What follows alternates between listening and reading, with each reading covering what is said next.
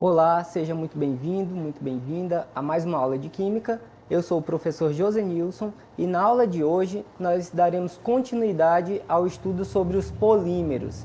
Na aula anterior a essa, nós vimos a respeito dos polímeros de adição, certinho? Que eu falei para vocês, ao se estudar polímeros, nós temos polímeros de adição, polímeros de condensação. Eu falei que a parte 2 seria exatamente sobre isso. Então, na última aula, só relembrando aqui, recapitulando rapidinho, o que são os polímeros? Então, polímeros, ele vem do grego poli, que significa muitos, e meros, que significa partes. Então, são muitas partes, né? São macromoléculas formadas a partir de unidades repetidas, que nós denominamos aí de monômeros. Então, monômero é uma molécula aí pequena, que a junção de vários monômeros vai gerar uma estrutura maior, uma macromolécula que nós chamamos aí de polímeros. Então, um exemplo que vocês estão vendo em tela é o etileno. Ele é o monômero, né? Tem dois carbonos, uma dupla ligação entre eles. A junção de outro monômero, por meio da ruptura dessa ligação dupla, vai dar origem, então, ao nosso polímero, polietileno. Então, perceba que, ao final da reação química, vocês estão vendo aí um N subscrito após o parêntese. Isso daí representa a quantidade de repetição que o monômero está fazendo. Então, basicamente, ele vai de 2.000 até 100.000 repetições. Então, vamos lá. Um polímero, eu nunca vou representar ele, a sua escrita literal, a molécula inteira. Por que não?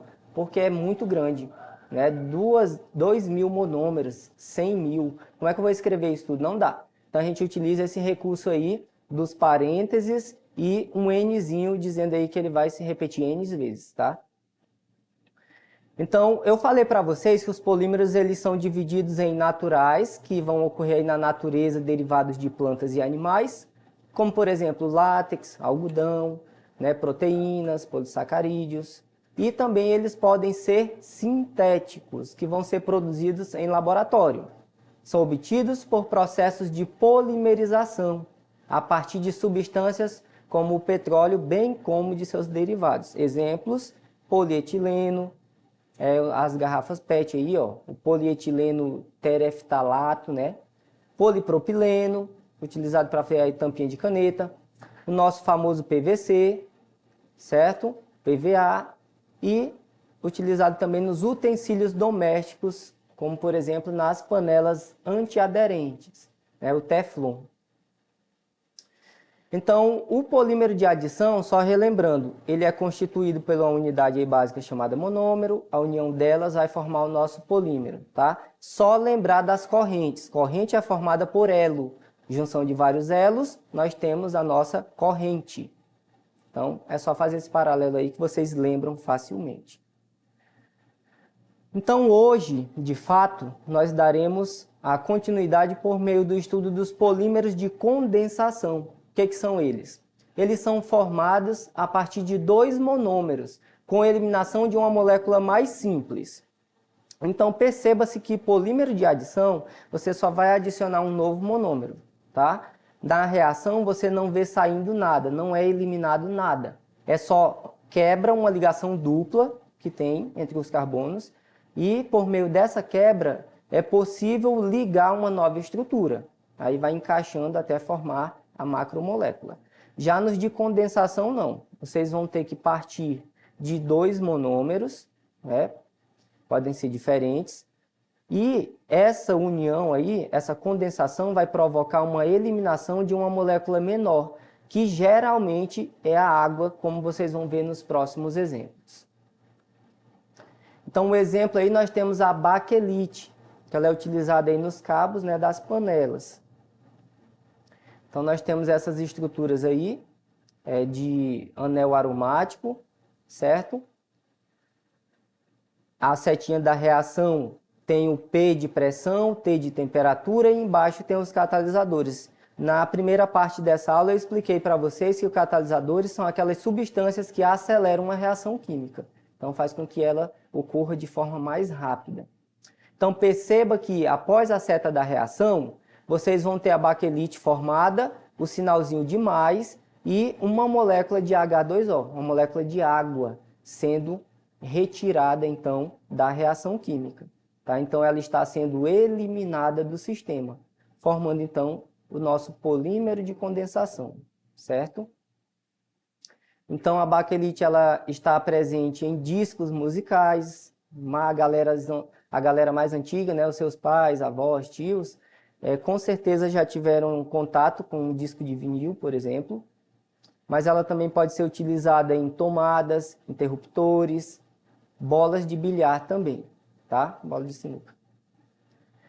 Outro exemplo de polímero de condensação são os poliésteres, que eles são obtidos por reações de esterificação, né? Quando você tem um poliácido mais um poliálcool, um ácido mais um álcool, tá? Que vai gerar, então, o nosso polímero de condensação. Aí o exemplo, você vai ter o ácido tereftalático junto com o etileno glicol.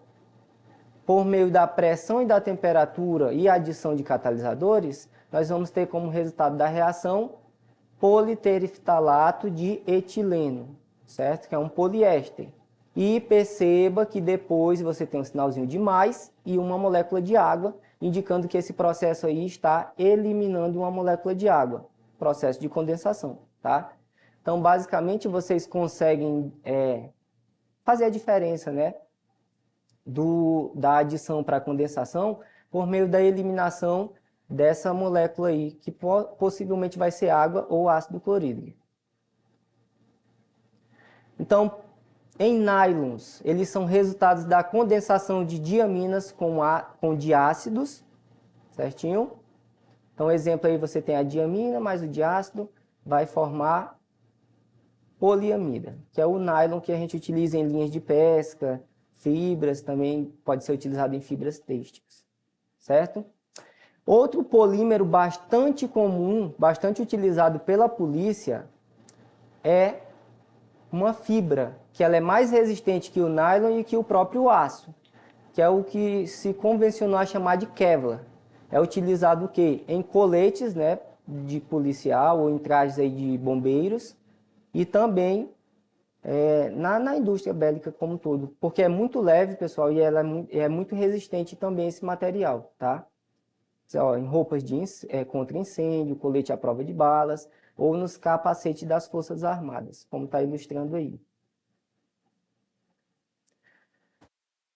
Com relação aos policarbonatos, né, eles vão ter esse grupo aí químico, tá? Vai acontecer por meio de um processo esterificado por fenóis. O que é fenol? Você vai ter um anel aromático, uma estrutura, como vocês estão vendo aí, ó, essa estrutura hexagonal com um círculo no meio é o anel aromático, tá? Então, representando aí os grupos dos fenóis. Então, são transparentes, a sua característica física, eles são transparentes, certo? Eles têm alta resistência mecânica e são usados, por exemplo, nos visores e bem como nas janelas de avião, que é o Lexan. Outro exemplo seria os polímeros obtidos por meio das resinas epóxi, que são formados a partir de uma dada reação entre bisfenóis e epicloridrina. Então, você está aí tendo a reaçãozinha também. Depois da seta da reação, nesse caso aí em específico, você observa que não saiu água. Está lá a setinha da reação, né? Pressão, temperatura, catalisador. E ao final você vai ter a resina epóxi, sinalzinho de mais e um HCl. Então, percebe que nesse caso você tem também um polímero de condensação, só que a molécula eliminada não é mais a água, é o ácido clorídrico, é o HCl. Mas o importante é que seja eliminado uma molécula, certinho? Que aí caracteriza o nosso polímero de condensação. Então, eles são usados aí como adesivos, também tintas, certo? Seguindo, poliuretanos. Eles são formados a partir da reação entre dissocianatos e etilenoglicol. Então, está aí uma estrutura sendo representada, 2,4 tolueno de isocianato mais o etilenoglicol. Então, vocês percebam, pessoal, que sempre vai ter o quê? Uma ruptura de uma ligação química para conseguir agregar a próxima estrutura. Perceba que nesses dois casos aí, os monômeros, eles são diferentes entre si, que é o que caracteriza aí um polímero de condensação.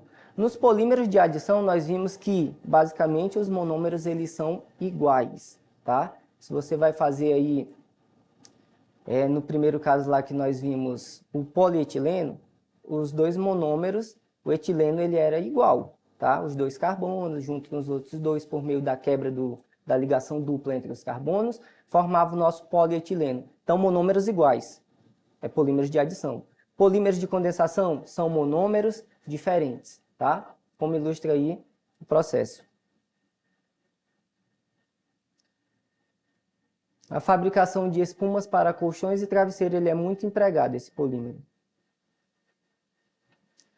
Então, consideramos o que nós já vimos a respeito dos polímeros. Você acha que os polímeros são maléficos ou benéficos para a sociedade? O que você acha?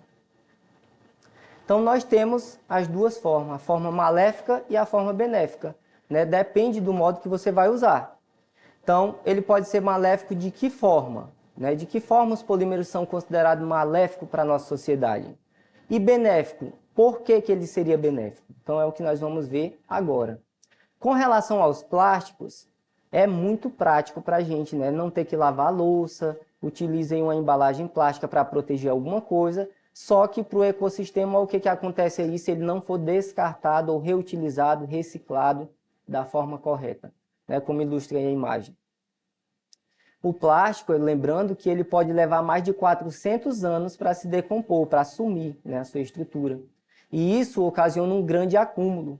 E vai chegar uma hora aí que vai faltar espaço, né? E aterro sanitário, e acontece isso que estão fazendo aí nas praias. Então, os lixões a céu aberto contaminam a água e os lençóis freáticos. Mas de que forma nós podemos reverter essa situação? Nós podemos reciclar, certo? Por meio do derretimento ou da remodelagem. Os termofixos são difíceis de serem reciclados. Por quê? Porque não muda a sua forma com aumento ou a diminuição da temperatura. Então, eles são mais difíceis, eles não podem ser derretidos junto com aqueles plásticos que são facilmente derretíveis, né? Os termoplásticos. Então, nas embalagens plásticas, não sei se você já percebeu, mas existem códigos para você identificar cada tipo desse daí de polímero. Ó. São 7. Por meio desses códigos, as indústrias aí que recolhem esses plásticos, elas vão saber depois se é possível reutilizar, se é possível reciclar, né? Ou não. Tá? E aí vai para um descarte final, eles armazenam de uma outra forma, dependendo do código que vem em cada plástico. Se você nunca percebeu, dá uma olhadinha aí num copo descartável ou em uma vasilha de plástico aí na sua casa. Certinho? Que aí você vai observar que vai ter um desses códigos. Com relação ainda à reciclagem dos plásticos, nós podemos ter ela por meio de uma reciclagem mecânica, que acontece por meio de moagem, lavagem, aglutinação, depois coloca para secar e faz o reprocessamento, que vai originar aí grânulos que são remodelados, certo? Pode ser por meio também de uma reciclagem química, onde ocorre um reprocessamento para a criação de outros materiais, e não mais o que era antes de todo o processo. Então, nós podemos ajudar no supermercado, levando ecobags, né, ou então sacolas de feira. Nós podemos comprar produtos com embalagens biodegradáveis. Nós podemos adotar garrafas retornáveis. Em casa, nós podemos utilizar essas embalagens de plástico que nós já compramos no supermercado, utilizar ela para outras coisas, né? Não simplesmente jogar no lixo. Separe para a devida coleta de material reciclável e evite o uso de descartáveis, como copos, talheres e pratinhos. Eu sei, pessoal, que é bastante prático, mas se a gente for pensar a longo prazo, vai fazer um mal para o nosso ecossistema, certo? Então, vamos lá praticar um pouquinho a respeito dos polímeros de condensação. Essa questão eu retirei do Aprova Enem, unidade 2, a página 199, a questão número 1. A celulose é um polímero natural encontrado, por exemplo, na madeira, no algodão e em vários outros vegetais. Em virtude de ser uma excelente fibra, ela é empregada na fabricação de diversos tecidos para roupas e calçados. A celulose é uma das substâncias orgânicas mais abundantes no mundo, sendo que bilhões de toneladas dela são produzidos anualmente a partir de carboidratos sintetizados na fotossíntese. A unidade repetitiva da celulose é um carboidrato, como mostra a equação química a seguir. O que é, lembrando, para quem prestou atenção, o que seria essa unidade repetitiva? Seria o nosso monômero, lembra lá da corrente? Seria o elo da corrente, tá? Então você está vendo aí a estrutura química desses carboidratos, a junção de vários deles vai dar o nosso polímero, certo? Então o que a questão quer em si? De acordo com as informações acima, a celulose é obtida a partir de, quero saber o processo de obtenção da celulose. Processos industriais específicos, se você leu a questão com calma, você vai ver que é algo já natural, tem nas árvores, tem nada de processo industrializado não, tá? B, tecidos constituintes de roupas e calçado.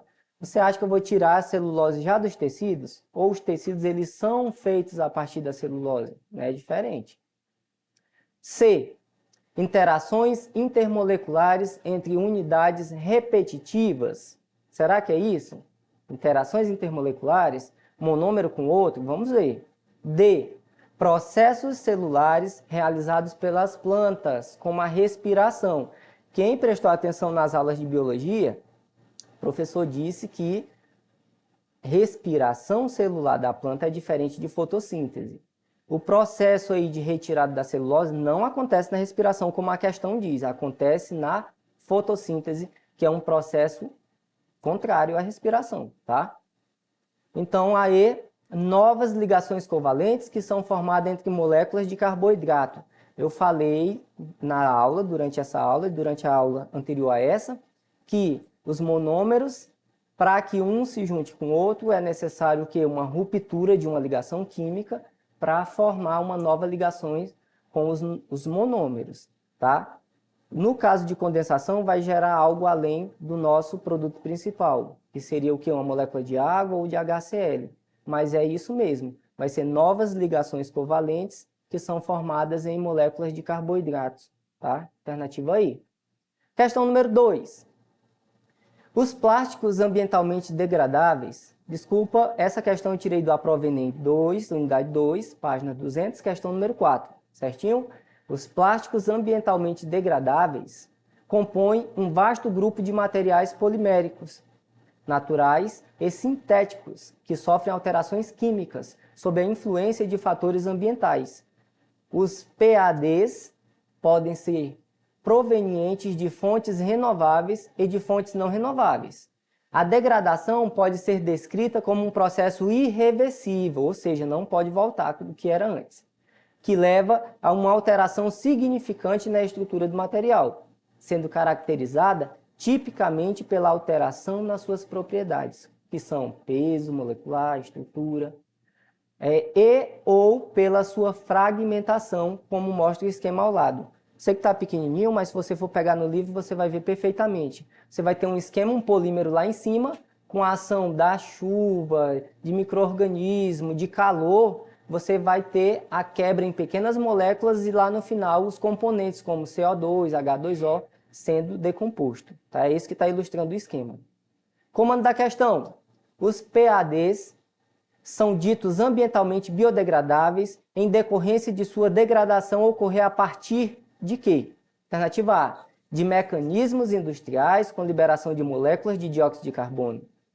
Eu estou falando de mecanismos industriais no esquema? Não, ele está exposto à umidade, ao calor, então isso não tem nada de industrial. B, da sua exposição a fatores tais como luz, calor, umidade, a micro-organismo, exatamente o que eu falei, a gente nem precisaria ler as demais, né, mas ler só por desencargo de consciência. C, da conservação direta da sua cadeia polimérica em água, gás carbônico e biomassa, o esquema está dizendo que acontece outras coisas antes disso. Então, não é conversão direta. E a E, de um processo rápido, de um processo rápido que não afeta as suas propriedades iniciais e o meio ambiente. Então, essa E ela está errada porque a própria questão ela diz que é um processo irreversível, onde perde sim as suas propriedades iniciais. Então, não há dúvida que o nosso gabarito seja a alternativa B de bola, a exposição a fatores tais como luz, calor, umidade e a micro-organismo. Então, por hoje é isso. Eu espero que vocês tenham compreendido bastante os termos a respeito dos polímeros, tanto de adição quanto de condensação. Espero vocês nas próximas aulas. Não esquece de checar nosso material nas nossas plataformas. Fique com Deus, bons estudos. Tchau, tchau.